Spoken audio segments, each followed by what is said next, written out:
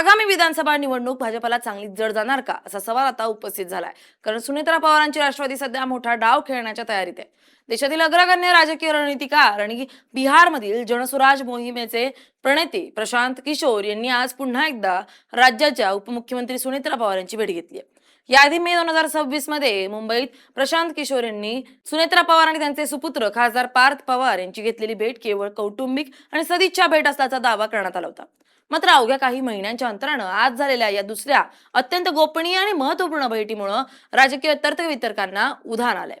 आगामी महाराष्ट्र विधानसभा निवडणुकीच्या पार्श्वभूमीवर राष्ट्रवादी काँग्रेस पक्ष मोठी राजकीय खेळी खेळण्याच्या तयारीत असून प्रशांत किशोर हेच राष्ट्रवादीचे नवे चाणक्य म्हणून पडद्यामागून सूत्र हलवणार असल्याच्या चर्चा आता अधिक गडद झाल्यात. काय आहे राष्ट्रवादीचा गेम प्लॅन पाहूयात या व्हिडिओतून.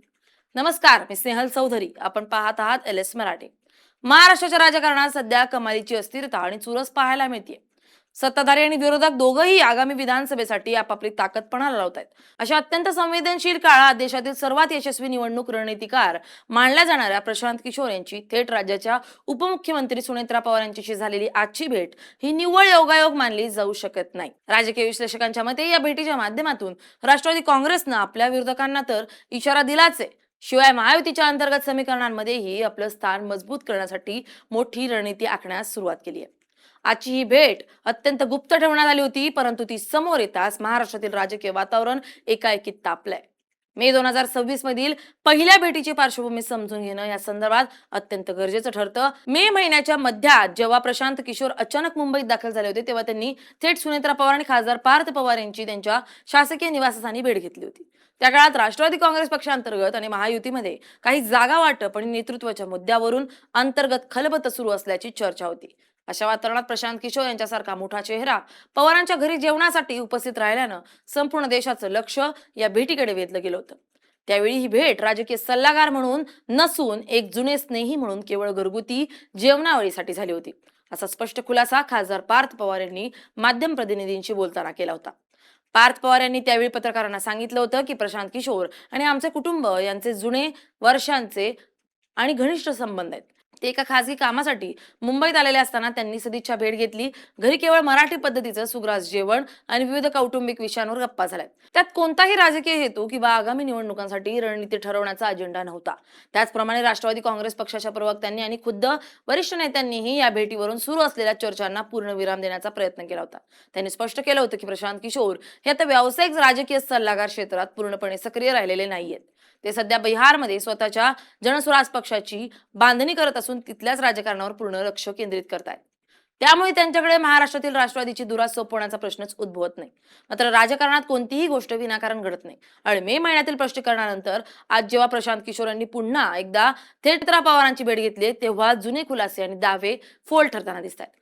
आजच्या या भेटीचं स्वरूप केवळ सदिच्छा भेटीपुरतं मर्यादित नव्हतं, तर विश्वसनीय सूत्रांनी दिलेल्या माहितीनुसार या भेटीमध्ये आगामी विधानसभा निवडणुकीच्या अनुषंगाने अत्यंत सखोल आणि सविस्तर चर्चा झाली आहे. राष्ट्रवादी काँग्रेस पक्षानं आगामी निवडणुकीसाठी एक मोठा आणि धाडसी डाव खेळण्याची तयारी पूर्ण केली असून त्यासाठी प्रशांत किशोर यांच्या विस्तीर्ण अनुभवाचा आणि डेटा विश्लेषणाचा वापर केला जाणार असल्याचं स्पष्ट संकेत मिळतात.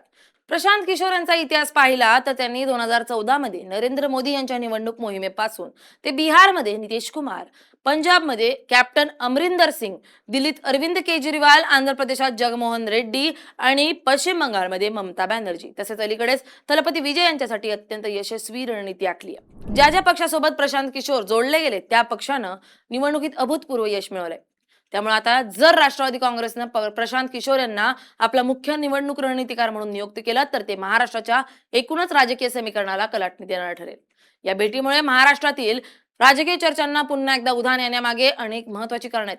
सर्वात मुख्य कारण म्हणजे राष्ट्रवादी काँग्रेसला सध्या अत्यंत चुरशीच्या आणि आव्हानात्मक राजकीय परिस्थितीचा सामना करावा लागतोय. पक्षाची मतपेढी मजबूत राखणं, विरोधकांच्या आक्रमक प्रचाराला चोख प्रत्युत्तर देणं आणि मतदारांच्या मनातील भावना चोख ओळखून त्यानुसार उमेदवारांची निवड व प्रचार मोहिमेची आखणी करणं यासाठी एका तज्ज्ञ आणि अनुभवी चाणक्याची गरज भासते. यापूर्वी राष्ट्रवादीने काही इतर निवडणूक संस्थांची मदत घेतली होती, परंतु प्रशांत किशोर यांच्याकडे असलेली ग्राउंड लेवलची यंत्रणा आणि अचूक राजकीय अंदाज लावण्याची क्षमता ही अद्वितीय मानली जाते.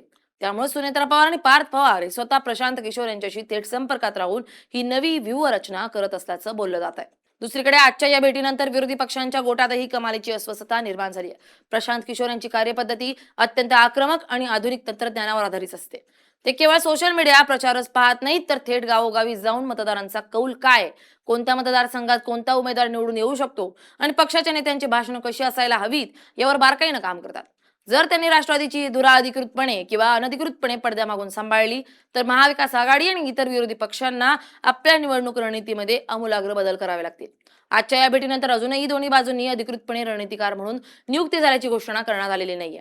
मात्र ज्या पद्धतीनं या दोन मोठ्या नेत्यांमध्ये मे महिन्यानंतर आता पुन्हा एकदा आज संवाद आणि भेट झाली, त्यानं महाराष्ट्राच्या आगामी विधानसभा निवडणुकीचा रणसंग्राम अत्यंत रंजक आणि हायटेक होणार असल्याचं सिद्ध केलंय. प्रशांत किशोर यांच्या या दुसऱ्या भेटीमुळे राष्ट्रवादी काँग्रेस पक्षाच्या कार्यकर्त्यांमध्येही एक नवा उत्साह पाहायला मिळत असून पक्ष आता आगामी निवडणुकीत पूर्ण ताकदीने आणि नव्या आधुनिक रणनीतीनं उतरण्यास सज्ज झालाय. यावर शिक्कामोर्तब झालाय. आता आगामी काळात प्रशांत किशोर यांची ही रणनीती राष्ट्रवादीला किती मोठं यश मिळवून देते आणि महाराष्ट्राच्या सत्तेत गणित कशा प्रकारे बदलतात हे येणारी निवडणूकच सांगेल. Bureau report, LS Marathi.